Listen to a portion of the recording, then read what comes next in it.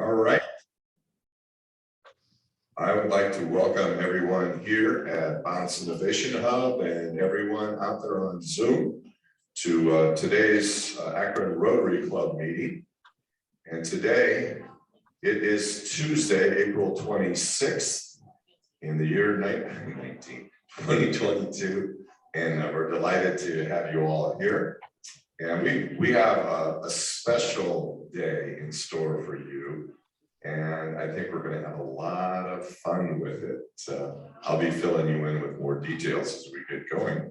But at this time, I would like to welcome Katie Miller to the platform, and she's going to open us with Invocation. Hey, I did my stuff.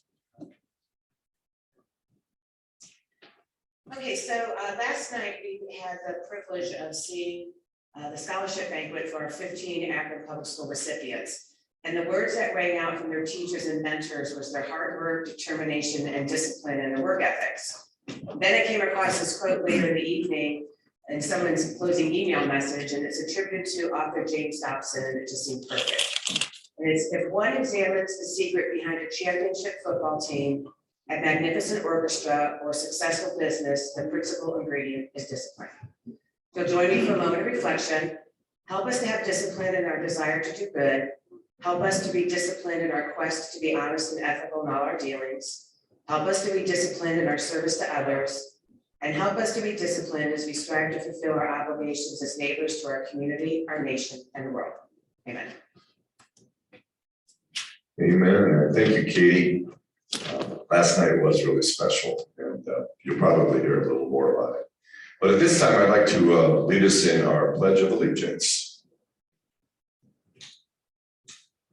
I pledge allegiance to the flag of the United States of America and to the republic for which it stands, one nation, under God, indivisible, with liberty and justice for all. And if you would join me in our wonderful four-way test. Is it the truth? Is it fair to all concerned?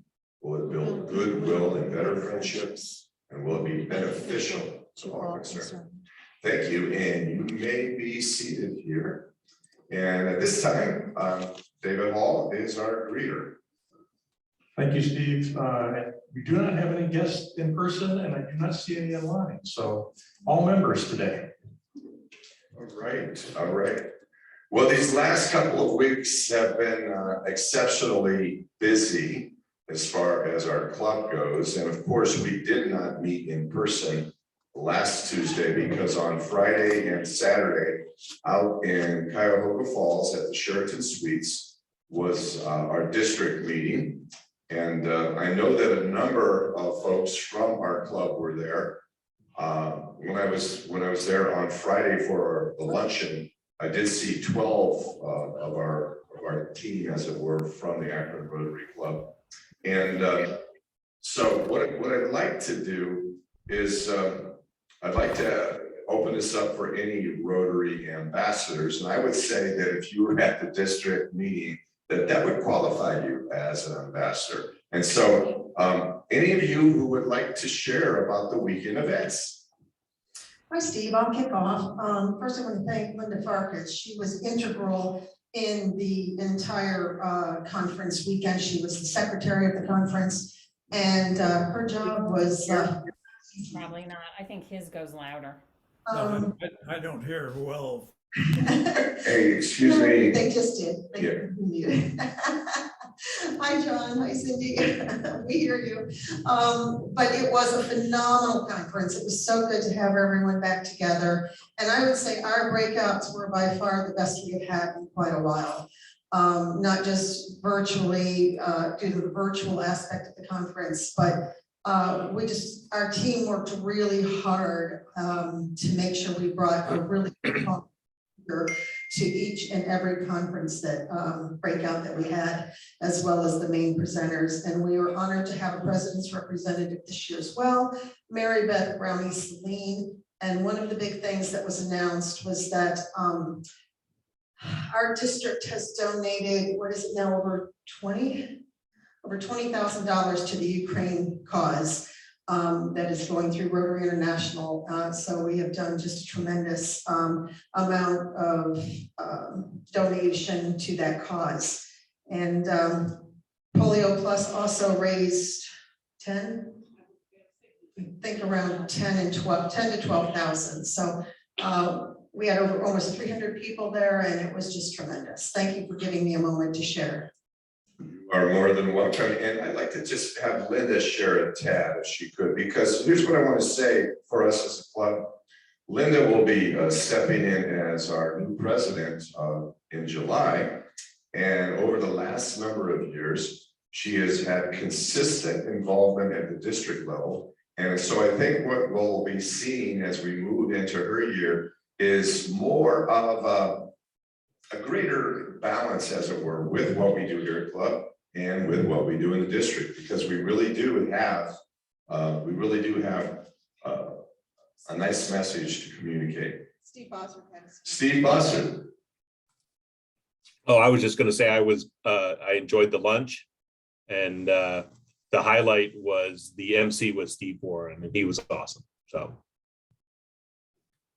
Yeah, he actually was. He told us that so much of his responsibilities pertain to carrying all of Cheryl's equipment.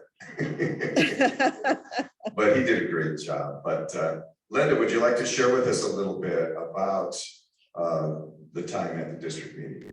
Thank you so much to all of our friends online and the wonderful people that are here today. The conference was exciting, and my hope would be next year, as we look at a new year with new people, that more of us from Akron will be in attendance.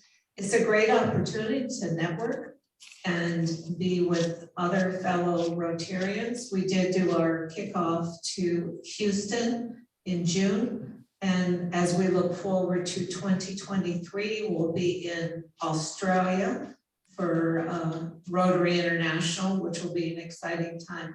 But please look at your calendar for next year for April. It's approximately the same dates.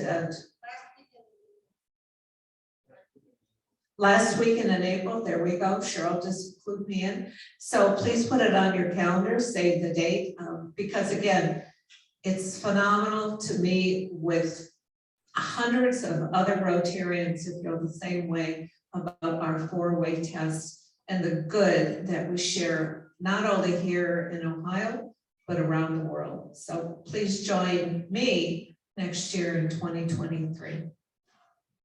Thank you, Linda. All right. Well, do we happen to know where that will be next year? Have they made a decision? The contract's not signed yet. Yeah. Okay. We're waiting for our contract to be signed and then.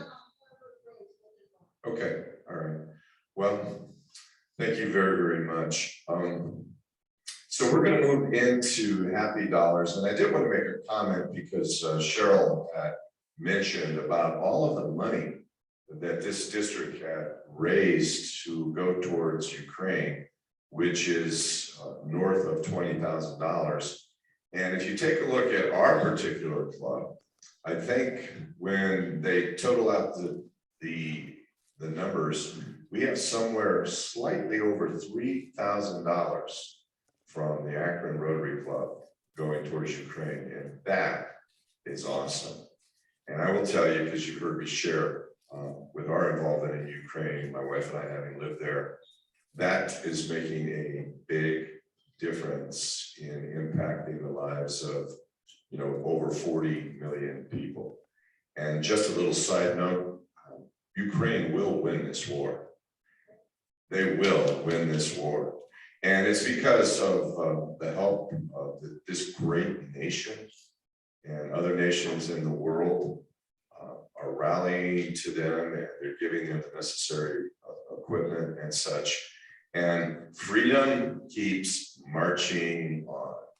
And those dear men and women over 25 years now have been walking in freedom, and they won't give it up. So that's really, really good news. So who's happy today? I know there's got to be a few. David. Thank you, Steve. I have $3 happy. The first is that I'm always still looking for greeters and invocation speakers. So if you have interest, please see me or you can go online. My second happy dollar is for my, actually, 2 of my 3 kids. My oldest daughter is headed to Seattle to do a traveling nurse contract for 13 weeks at Seattle Children's Hospital. And she's leaving tonight to go pick up her brother in Chicago, and they're going to do a 4-day track out west. So I'm happy for them. And then lastly, I'm just happy, just returned from St. Martin for a week of just vacation and quietness. And it's a beautiful island. It was hit hard by Hurricane Irma, and they're still trying to recover, but they're getting there. So anybody else happy? Dan.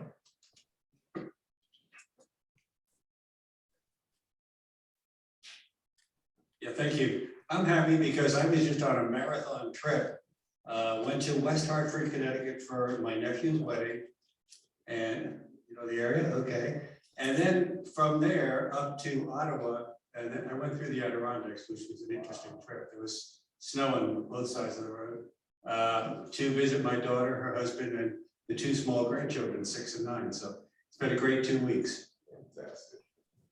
It's great. Anybody else happy? Julianne. I have a couple of happy bucks. One to keep Akron beautiful. On Saturday, we had the Summit Lake cleanup. We picked up 4.2 tons of trash in 3 hours and 74 discarded tires. Tons. So just a huge shout out. I know we don't have anybody with KB here, but How many people showed up for that? we had about 178 people come. So it was like, it's crazy how much trash we picked up in 3 hours. My second happy buck is a good friend of mine, just came back from the Ukraine. He's an EMT out on the west side of Cleveland and went and volunteered at the Polish border and even went into Ukraine. So amazing what people will do for, you know, freedom. So for him, happy buck. Thanks. Thank you. Malcolm. I'm so happy that my sponsor, Virginia Wojno, is going to be sharing some of her life with us this day. 10 happy dollars. Thank you, Malcolm. Katie. Thanks to Cheryl, I have happy dollars to give, so I didn't bring any money. So I just want to share really quickly about a magical day we had out at the camp last Wednesday. We had I Promise Villages families from the LeBron James Family Foundation come out, mothers and children. The children got to be divided in 2 groups. The teenagers went and got to do the ropes course. The littler ones got to do arts and crafts. And the moms got to sit with a panel that Dr. Rob put together, child psychologist and adult psychologist in pediatrics, and really got to have some free discussion with the moms about their concerns and what they struggle with. The one thing I found most interesting is that they're often recommended to go get counseling, but they're afraid to because that to them means children's services. And that was just really eye-opening. But then after that, we had a great time. The moms were blowing bubbles. I mean, it was a really fun afternoon. And then the kids went and had a taco bar down in the pavilion, and the moms got treated to a really nice dinner. And what we kept hearing over and over again was it was so nice just to be, not to have to be taking care of the children in that time. And then at the very end, Dan was able to announce that any family from the villages who wants to take advantage of camp this year will be able to do so at no cost. So it's just the beginning of a really great partnership we're going to have with the LeBron James Family Foundation, and it was just probably one of the most privileged things I got to do. So thank you. Thank you, Katie. Anybody else in person? We'll go to online. Amanda has some happy dollars. Hi there. Just a reminder, we have a Rotary Club cleanup day this Saturday, 9 to 12. You can come for 1 hour or stay for the whole time. Camp is coming fast and furious, and we would appreciate the help to get it ready for our counselors and our kids. Thanks. Thank you, Amanda. All right, looks like John Daly. All right, it's Rob and Cindy Kane and John, and I I have $5 happy because we have a reunion here at John's room. So we're excited about that. And I also wanted to echo the comments that Katie just made. It was really a magical night at the camp. So thanks to Dan and that team, and Katie for your perseverance, and President Steve for making it happen. It was really wonderful, and I expect great things to come of that. And finally, I went out as part of Akron Rotary to clean up the Metro Park Gorge on Sunday. I didn't see any of our Akron Rotarians, but there were a lot there from Cuyahoga Falls and other nearby areas, and our past district governor was there. So I guess technically that's an ambassador move, but it was a beautiful day to clean up the park, and was disappointed in some of the stuff I had to pull out of the bushes, but that's okay. It comes with the territory. Very good. Anybody else online? I haven't seen anybody, Steve. I actually have $10, and I'm going to tie this in with catching us up on all of the wonderful events that have happened over the last couple of weeks. And I'll come back to what happened at the camp, because that was an amazing evening. But on April 12th through the 14th, we did conduct the bone marrow drive at the University of Akron. We were in 3 different locations. The Polsky Building, the JAR, which is the James A. Rhodes Arena. And then lastly, we were in a student center. We had 211 young people that came forward to put themselves into the donor registry. So that was successful. And we learned a ton in this, because as they say, when you buy real estate, location, location, location. When we do this again next year, we're going to be a lot wiser, because I think we could easily triple those numbers. But it was a very, very good start.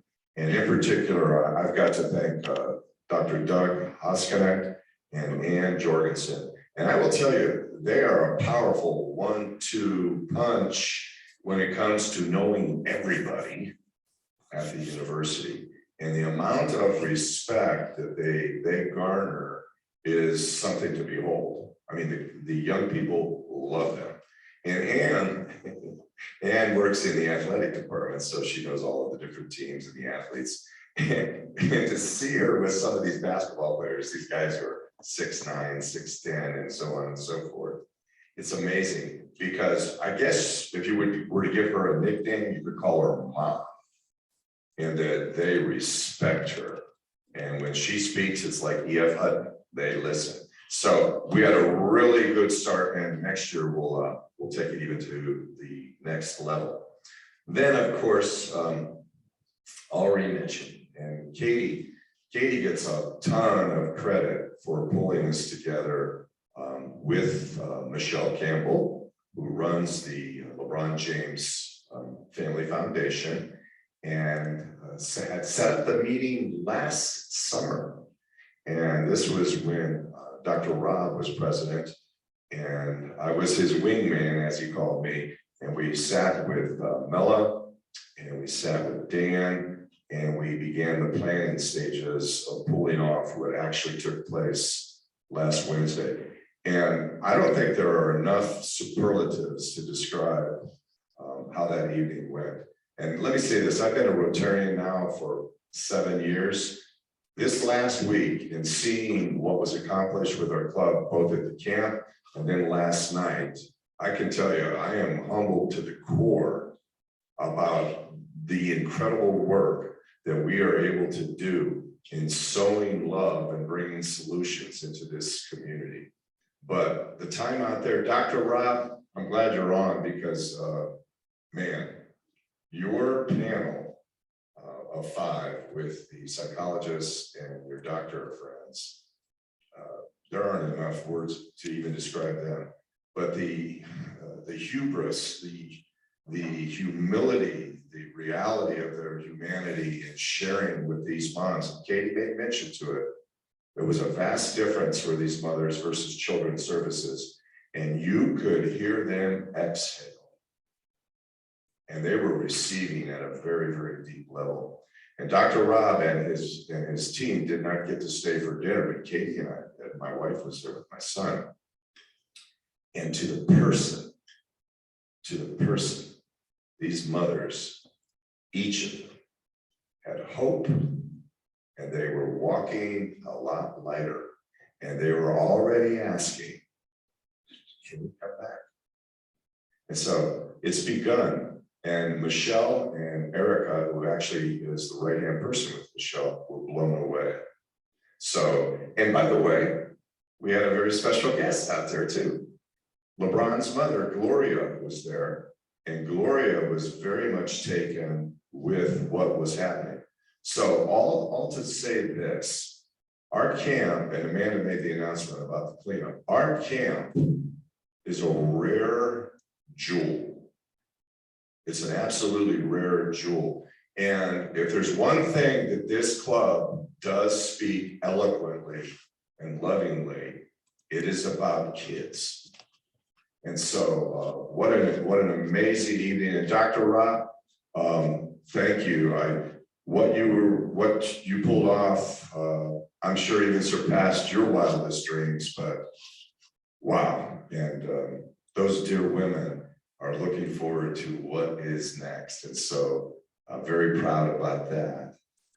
Additionally, we did have the district meeting. We did have 12 of our club there. And hopefully, as Linda mentioned, we can boost those numbers as we move toward the future. But very proud of our club. And again, and mentioning about our involvement with Ukraine. Absolutely superb. And then lastly, I want to talk about last night because we had the scholarship dinner at the University of Akron's business school, and Kevin Smith had arranged for us with Terry Dalton for that to take place. And Terry had done an amazing job of recruiting presenters for the evening because there were 15 scholarships and there were 5 different particular areas that these students have been involved in. And so John Reyes was a presenter, Ann Jorgensen, Rima Muakasa, Zach Prosser, and then Olivia Pylan. But it was a rather seamless evening. And then we had a special guest, Katie brought him in, and that was her husband, Tim. And he made a presentation on behalf of the state of Ohio. But the food was delicious. The atmosphere was full of light and energy. We had Rachel Teka. She is the assistant superintendent of schools, and she shared with the parents and with the kids for about 20 minutes. And I think if you talk to Katie or Jenny was there with Jerry, and Linda was there, and Cheryl was there, David Hall was there, I was there with my wife, and we had Jack Herrig and a few others.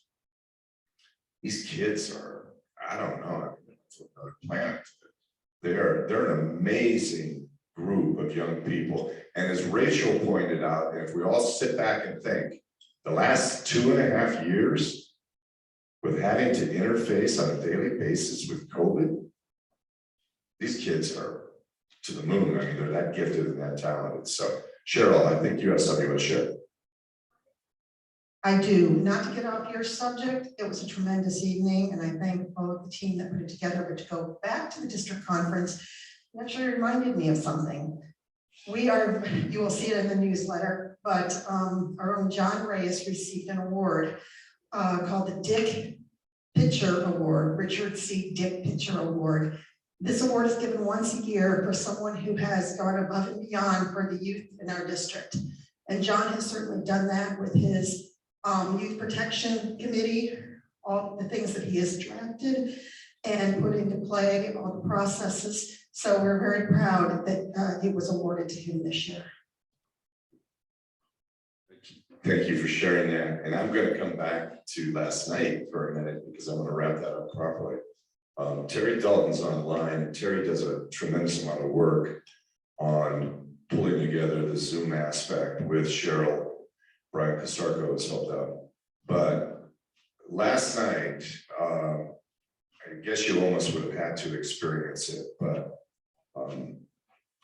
It's a credit to Terry and the work that he's done with the scholarship program for the last 15 years. And Terry, I hope you're proud about last evening, because wow, from start to finish, from first to last, that was a classy event, and look very much forward to what the future would hold.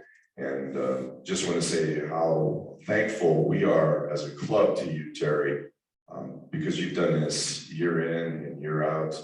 And everything last night it was just dripping with excellence. So thank you for your leadership in all of this. So without any further ado, I'm going to take us into our guest speaker, who's not, well, she's not going to speak, but she is going to speak.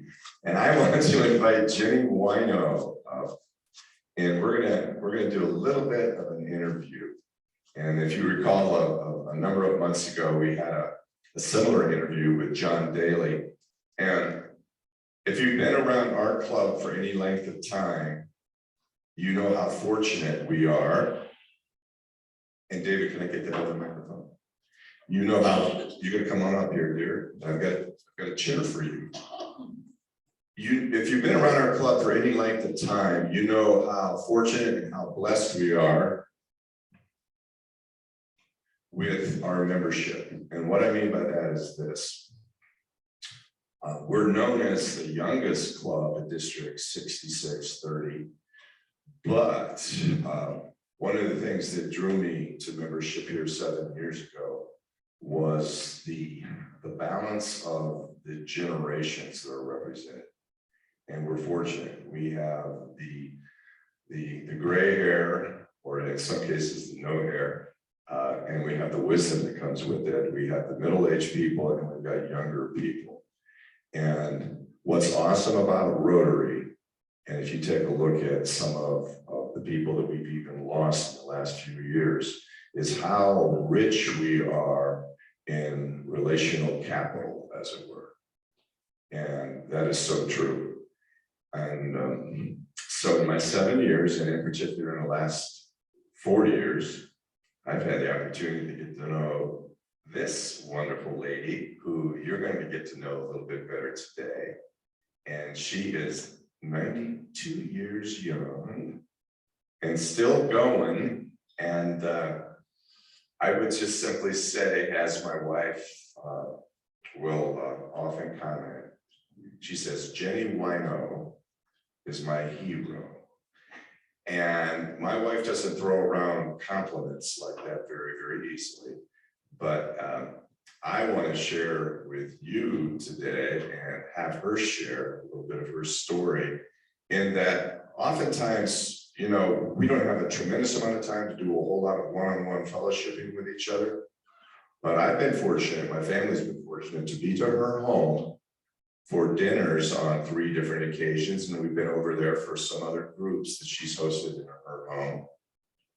And it's just an amazing experience. And I know, Malcolm, that you know all about this, my brother, because of the years of relationship that you've had with her. But she's absolutely fascinating, and we're going to unwrap a little bit of that so you get to have fun in seeing what we've been able to experience, my family. So welcome. Thank you. It's nice to have you, and I thought, since you actually have been so kind to give me a little bit of an outline of some of your journey, that where I'd like to start is to have you share a little bit about your family, about growing up, and let some folks know a little bit about your beginnings. Thank you very much. Well, my family is very small. I was an only child. I have an only child who had 2. So I have 2 grandchildren. My granddaughter has 3. And that's it. My family can all fit in one room, put it that way. I married into, however, my husband is one of 7. So there are lots of Wojnos around, still in Akron. We're all related. growing up, I was actually born in Yonkers, New York. I'm a New Yorker through and through. We left, my family and I left during World War II. During World War II, I was in Washington, actually Chevy Chase, Maryland, throughout the war. And then my father took a job way out west, Cleveland. For anyone who grew up in New York, anything beyond the Hudson River was way out west. So I went to high school in Shaker Heights, and where I'm Jerry's dad, and I was married. And I laughingly say I have a PhD, pudding husband.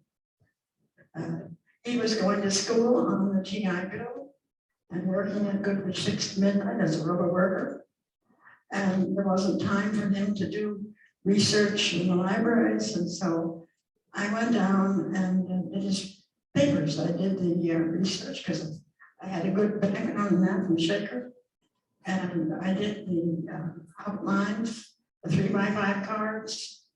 Then he did the editing of the paper. I typed it with opposites and dividends.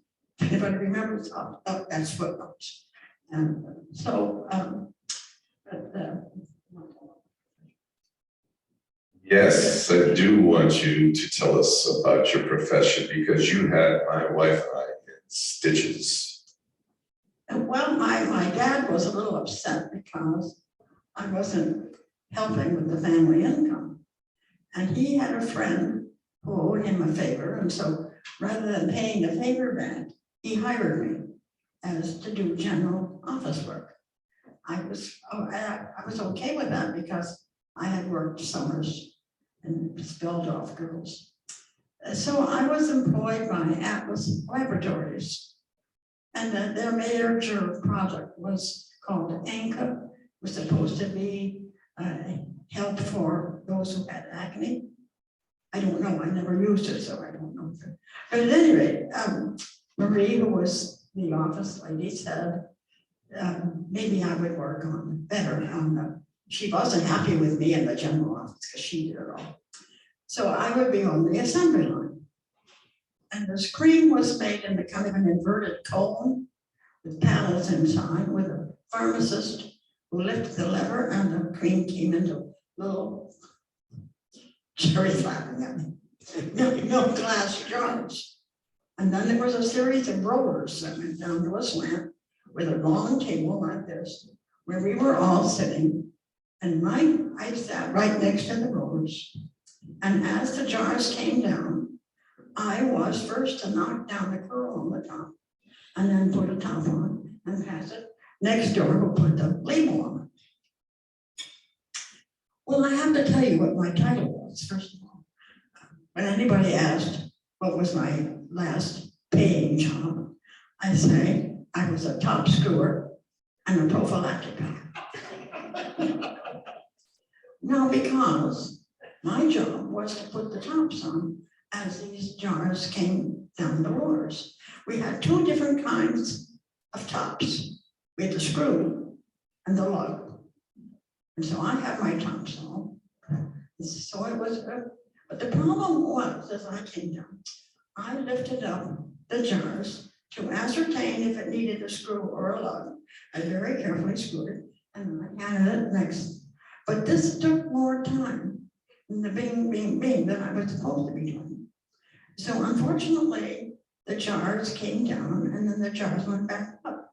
So they had to shut the alarm, the assembly line while I got caught up. If any of you remember I Love Lucy with the chocolates, that was I with the cream jars. So after 3 days of this, Marie said, well, perhaps I really wasn't cut out. And I agreed, and she said, well, we have something else that you can do at your own speed. And nobody's going to be worried how long it takes you. She said, you're going to make furlough kits for the Army, 12 rows. And I didn't understand exactly what a furlough kit was until I went into the shipping room, which was about this size, with great big doors for the trucks. And in the middle of the room, there was a table that size with a huge mountain of prophylactics. I had first to shape the box, which was the size of a package of cigarettes. And in the box, you put the instruction sheets, 2 vials, 1 black, 1 white, and 2 prophylactics, then fix up the box and put them. The interesting part of all of that was when the young men would come with their trucks to take away the anchor, which is now all packed up. Seeing me behind this, they all wanted free samples. And I said, I was not able to do that. So I made my 12 gross, retired, and bought a chair. That was the last paying job I had at age 19. That's fantastic. And I wanted them to know that, so thanks for sharing that. You also have been very much involved in your younger days and really all throughout your life. And being involved over at St. Paul's Episcopal Church on West Market. And you were involved in the neighborhood, you had something going, neighborhood visits and such. I want you to speak briefly to that. And then just because Olivia had been working with the Girl Scouts, your involvement with the Girl Scouts and the Brownies as well. Yeah, well, this is back then. It wasn't strange for a woman of color to know what a white family's home looked like, because many of them were cleaning ladies. But it seemed unusual for us to go into a Black person's home. And so with the aid of St. Philip's, we had a group that were invited. The minister from St. Philip's arranged for us to be invited into their homes. And there were about, I'd say 4 or 5 couples of us that were invited for coffee to sit around, and there was a leader, and talk about what our goals and our desires were.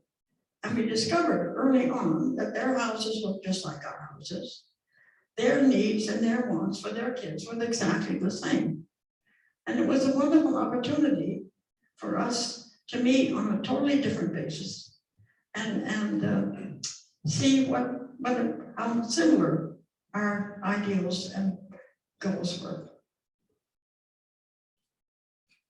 And As a Sunday school teacher, yes, we, along with my husband, we taught the 6th grade. And then we bumped up to 10th grade because our minister then felt that when the kids got to high school, they didn't want to go to Sunday school. This was for little kids. So we had what we called supper club. And supper club was divided into the 10th, 11th, and 12th grade. So we had the 10th. And it was my idea, with my daughter's help, to get the kids involved with what they liked. And of course, then it was rock and roll. And we would, so I would ask Jerry, what's the current song everybody's liking? And I'd get one of those records that had the great big hole in the middle. And it took me all week to get the lyrics. But we'd start with the record and talk about the lyric. And then during the week, I would have found someplace in the Bible that I thought correlated with what we were talking about. And I don't remember all of them, but I remember one song, which is, if I were a carpenter and you were a lady, would you marry me anyway? That was just wonderful for discussion.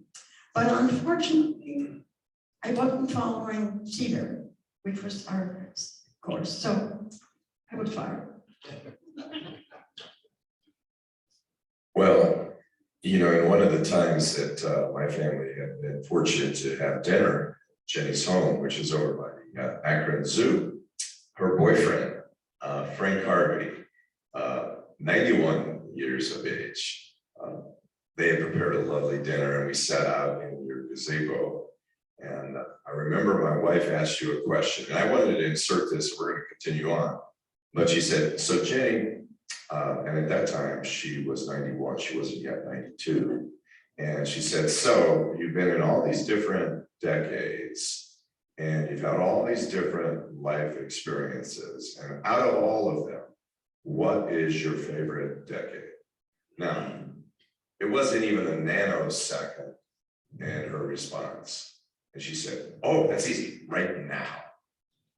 And I wanted to share that simply because this is the way that she lives life, is full forward and keeps an attitude of, you know, as they say, life can either be bitter or better. And that attitude of holding to life gets better as has carried the day.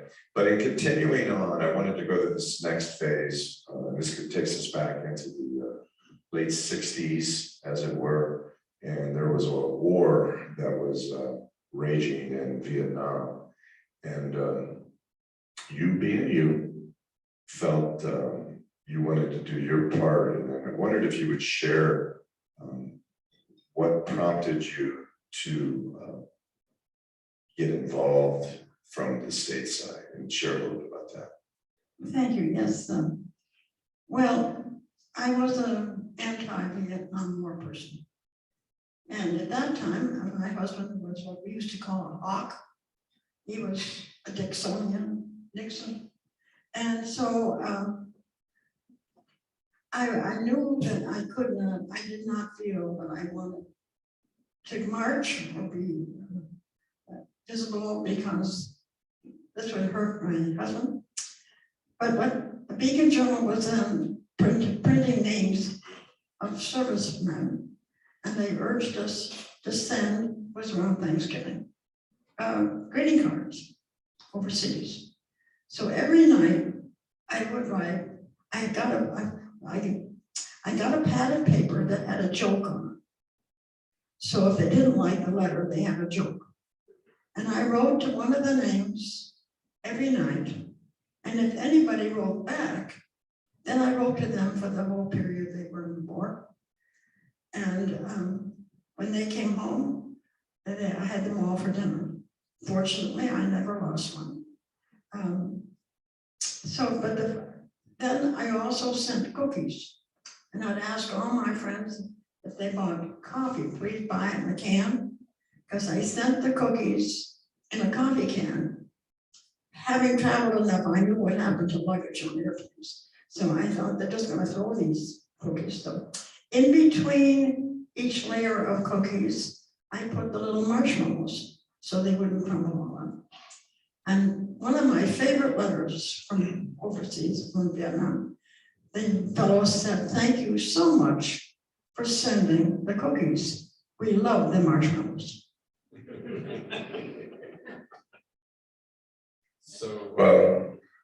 So on top of this, and I know you shared with me, you actually had some time, some family time that you were in Hawaii as well. And I was wondering if you could just give us a little backdrop about that and for the length of time and so on. We were very fortunate and we purchased a condo before the prices in Hawaii went sky high. And then I have to bring my daughter into this. After she got her master's degree, she wasn't able to get a job because she hadn't experience. So the owner of the condo, or the whole organization, invited her over to have an art gallery. And so it was, and she lived there for what, 3 years? And anyway, so in her going out and find artists, it was fun for me because when I would visit her, we would go around the island and meeting the artists who were making beautiful, mostly crafts. But it was a great experience. We had our home there for 36 years, and I sold it just about 5 years ago.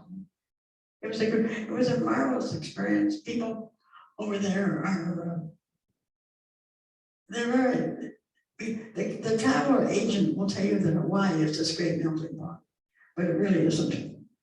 Ethnic people stay together. Jerry's very good friend was Japanese, but she was never allowed over when they had Japanese visitors. So it was a broadening experience. Thank you. And Jerry, as an artist, she's also a professor. And if you've had the opportunity to see any of her artwork, and it was on display last year at the Akron Women's City Club, she's highly creative. We were able to purchase a small piece, which is going into, we have a little cottage that my family just picked up recently. But I would strongly recommend that you would check her work out. She has integrated a couple aspects of different approaches that I've just really never seen out there before. So the year was 1992. It was in November, and you decided to join the Akron Rotary Club. So we're coming up on 30 years for you. How did that come about? Well, my second husband was district governor twice. He thought so much of Rotary. And a good friend of mine, and he decided that I should be a Rotarian as well. But one of the interesting things when I was, before I became a Rotarian, I had a list of the different committees, and I put a little X mark next to the ones that I thought would be interesting to me. And but after I was a Rotarian, and I never had heard from any of the committees, I was having dinner with Roger Sherman. He was my mentor and recommended my being a Rotarian. And the very next day, and I can use age as an excuse, I don't remember who then was president, called and asked me to chair the literacy committee. The literacy committee then dealt with adult literacy. And we put together, I had a committee, but at the same time, one of our Rotarians had just received, he was federally funded, all the equipment to make a tape, plus 2 men with radio backgrounds, but he had no project. So we had the project, and we found the different organizations in Akron that were dealing with adult literacy. And this is a tremendous problem.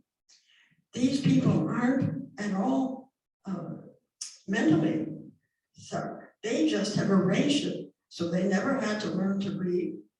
To fill out a form, they would bandage themselves all up and say, I can't write. And these people are driving cars and can't read the signs. So it is a real problem. At any rate, we were able to interview those who had learned to read and how great it was for them to be able to read and understand. And this one lady looked right into the camera, and she had learned to be able to read stories to her children. And she said, you can be just like me. So we titled our tape, Just Like Me, and we sent it to Rotary International, and it was accepted to go into the international convention, which was held in Nice, France. So I went over with the tape and showed it to the world at large, all about our Akron Rotary Club. The Rotary, our club decided our emphasis would be on children 16 years and younger. So that eliminated my committee. And so I was immediately invited to become secretary. And secretary then I took notes in hand and typed them. And then everything came computer. So I then became vice president. And I was vice president for several years. And I remember telling Doug, I said, you know, I've been vice president for a long time. And he said, oh no, he said, we fired you and sent the information by email. And the joke is that I don't have email. So right from the get-go and really all throughout your life, you've been involved civically in so many different endeavors. And I was wondering if you could share a little bit about that, because I know you're involved with the Akron Women's City Club. Also, you had shared with me about being the founder of the Cascade Locks Park Association and the Ohio Erie Canal Association. Can you speak a little bit to that? When each one came, I mean, I wasn't out yet going, just to knock on doors. But I have an historic, I guess, house and yard. And so I was interested in the fact that at that time, Akron seemed to be tearing down everything of old buildings. And the emphasis wasn't on trying to keep or restore them. And so I was interested in a group called Progress Through Preservation. I joined the group. And then in small organizations that usually you surface to the top, I became president of PTP. At the same time, a friend of mine called me and said he wanted me to come down to see this house. And the man who owned it, he said, wanted to move, he had health issues. And so I went down and I met Pete Ramnitz, who was living in the Mostel house. And my colleague, wanted me to get our organization to buy his house. And he wanted $20,000. Our treasury at that time had $1,000. And I said, well, like every good president, I formed a committee, Save the Mostel Store Committee. And we met for about a year and weren't able to find a buyer. So one of the members that was on the committee was Jim Alkire, and at that time he was head of the planning committee at City of Akron. And we decided that the only way we could possibly help Mr. Ramnitz was to pass the hat among our committee. We'd each pitch in $5,000, buy the house, and give it to the land bank. And when Mr. Alkire heard that we just run a bunch of West Hill dilettantes, he went to the city of Akron, and the city of Akron bought the Mostel house and store. Then Mr. Alkire came to me and he said, okay, we bought your house, we bought your store, what are you gonna do with it? Of course, I didn't have the faintest idea. So like a good person, I formed a committee. And that was how it all began. We had some fantastic people and who believed, as we, all of us got to believe, that this was a gem for Akron. We had an original lock, 15. We had an original canal store, and we had the store owner's house, which was unique in the whole canal system. And we then were instrumental in getting the towpath to go buy the store and the house, because we felt that this was going to be an economic boost for Akron. I got involved through thinking we were dealing with the economy. I didn't have that much to do with old buildings, but I learned a lot about old buildings. But the sidebar of that is that when I started down there, this was a distinctly poor part of Akron, not necessarily economically poor. Although my friends would not come down to see the house because they were scared to get mugged. And so I have been part of this whole endeavor has been to change the attitude toward that part of it. Additionally, in getting to know more about you, like I said, over the last 4 years,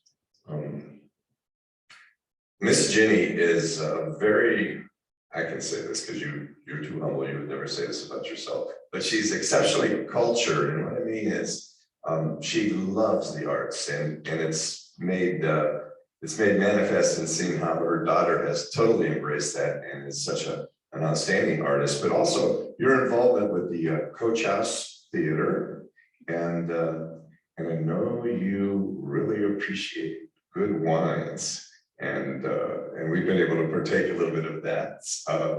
But lastly, I wanted to comment about what's coming up in June. You are being bestowed a particular honor, and maybe you could just let us know what that consists of. Well, I am one of the, I think there are 9 ladies that are getting the Woman of the Year award. And mine is for being inventive, which is very, very nice. One of the other things that I have done, this is kind of an end of this. My husband and I became interested in collecting art. We have art of the Northeastern Ohio in our homes. And I was interested in abstract and all that. And my mother came to me and she said, Ginny, why can't you just buy a pretty picture? And I think that. Yeah, well, I want to say thank you for sharing some of the tidbits and some of the highlights of your journey with us. And again, my wife and I have just been so impacted by getting to know you and to see how much you really love Akron, how much that you love serving and helping other people. And that at 92, you still have loads and loads of vision and want to go out in a blaze of glory. So thank you for sharing with us. Thank you so very much. And it's been a pleasure for me. Thank you.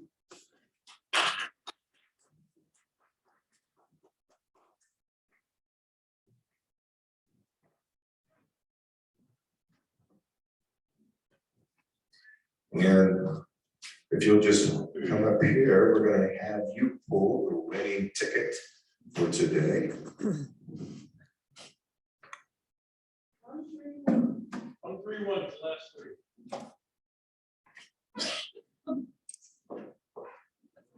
It might be you, David. 131. All right.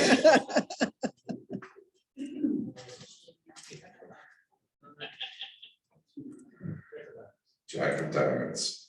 So thank you, Jenny, and thank you everyone here today in person. Malcolm, do you want to say something? I saw you raise your hand. Yeah, I'd just like to say that. Hold on 1 second. We want everybody to be able to hear this.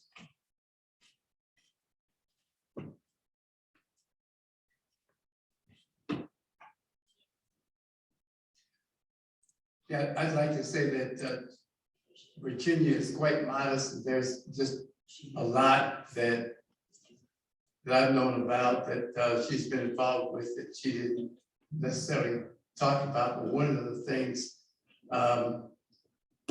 very much involved in changing communities and bringing people together. And we worked together on what was called the Howard Street Coordinating Corridor. And I know she didn't mention also that her family had a grocery store that was a part of that community that she talked about related to the towpath. So I just wanted to make a couple of comments.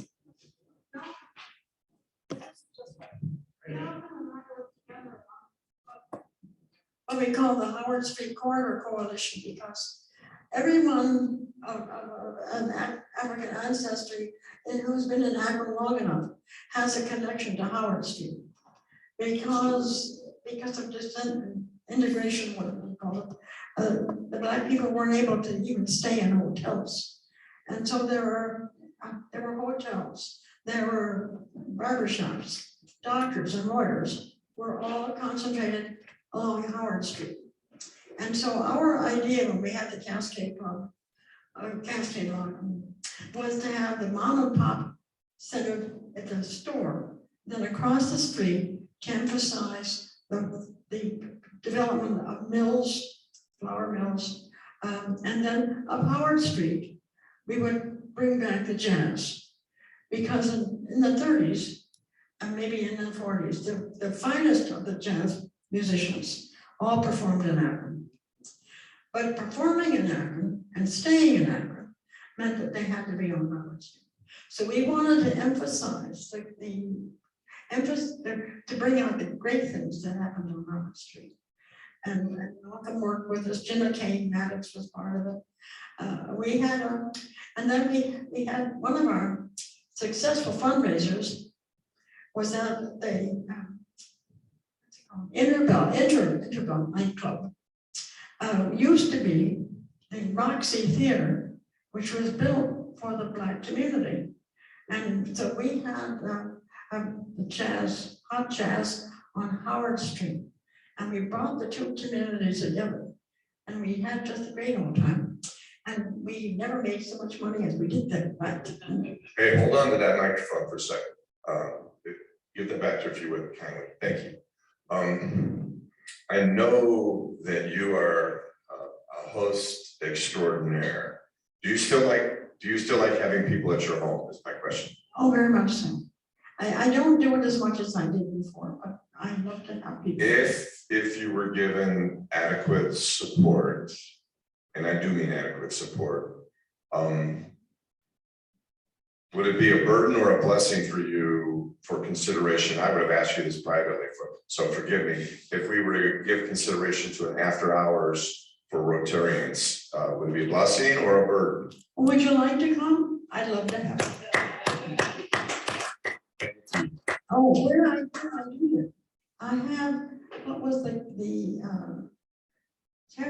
gatehouse or the caretaker's home of the Raymond Estate. The Raymond Estate was on the corner of Diagonal and Copley. It's now, they tore it down and now it's Saferstein 1. But I do have what was the gatehouse and the carriage house next door. And I have a very large backyard. And my closest neighbor roars like heck because he's a lion. And it's true, you can hear him roaring, which is cool. One more thing, I know we're out of time, but I have been to your house. You hosted a dinner for, I think it was 8 of us, right? And we never forgot that. You met us at the door with champagne.